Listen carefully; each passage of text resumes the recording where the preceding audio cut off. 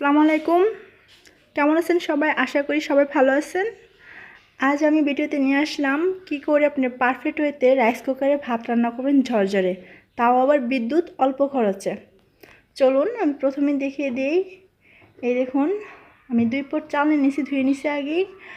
আর সবসময় হিসাব রাখবেন, যেই পাত্রে আপনি চালটা নেন না কেন, 2 পট মানে কোনো কাপে নিন বা গ্লাসে নিন বা মগে নিন, মানে তার 1.5 গুণ দেওয়ার বেশি মানে দিবেন পানি। যেমন আমি 2 পট নিছি, তাহলে 1.5 গুণ হচ্ছে আমি 3 পট পানি নিয়ে নিছি। প্রথমে আমি ডেক্সিতে সবগুলা অ্যাড করে ফেলবো।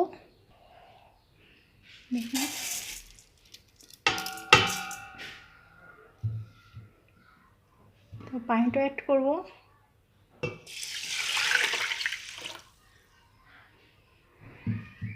তারপর ডেক্সির মধ্যে রেখে দিই। ইলেকট্রিক ডেক্সিটাতে বসাই দিছি, এবার ঢাকনা দিয়ে দিব। এখন লাইনটা আমি চকেটে লাগাই দিব। এই দেখুন পাওয়ার চলে আসছে।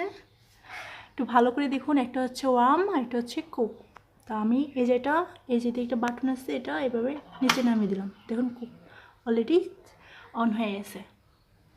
তারপর রাইস কুকারে রান্না করতে একটা রাইস কুকার একটা সময় নেই, বাট আধা ঘন্টার বেশি সময় লাগে না। আর রাইস কুকারের ভাতের যে ফেসিলিটি, সেটা হচ্ছে অনেক পুষ্টিকর থাকে। কারণ ওই ভাতটা তো আপনি বড় গ্যাসের পরে ভাতের মাঠটা ফেলাই দেন, এটা তার ফেলানো হয় না, অনেক পুষ্টি থাকে এটার মধ্যে। তো আমি দেখাবো কীভাবে অল্প বিদ্যুৎ খরচে, রাইস কুকার অনেক বিদ্যুৎ টানে, দেখাবো কীভাবে অল্প খরচে। দেখুন আমি 20 মিনিট পরে চলে আসছি।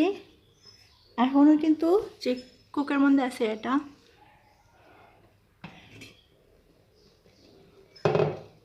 ভাত সবটাই হয়ে আসছে। এখন মানে পানিটা একটু শুকাবে আর কি, কিন্তু আমি এখনই এটা অফ। দেখুন এখনও ভাতের মধ্যে একটু একটু পানি আছে, একটু পানি আছে। আমি এখনই এটা অফ করে দিব। অফ করে দিছি। অনেকে কী করে, মানে যতক্ষণ পর্যন্ত যে পাওয়ারটা ওয়ামে না যায় ততক্ষণ পর্যন্ত এটা অফ করে না, অফ করে দেয়। তাতে আমার যদি আমি তাতে অফ করি, তো আমার বিদ্যুৎটা সেভ হবে। কারণ ভাতের গরমে বাকি ভাতগুলো মানে ভাতটা হয়ে যাবে, আর দেন ভাতটা ঝরঝরে হবে। এখনই দেখুন ভাতটা অনেকটা ঝরঝরে এসে। এখন আমি 5-6 মিনিট ঢাকনা দিয়ে রেখে দেবো, ভাত হয়ে যাবে। কেমন লাগছে আমার ভিডিওটি? অবশ্যই ভালো লাগলে চ্যানেলটা সাবস্ক্রাইব করবেন। ভালো থাকবেন সবাই।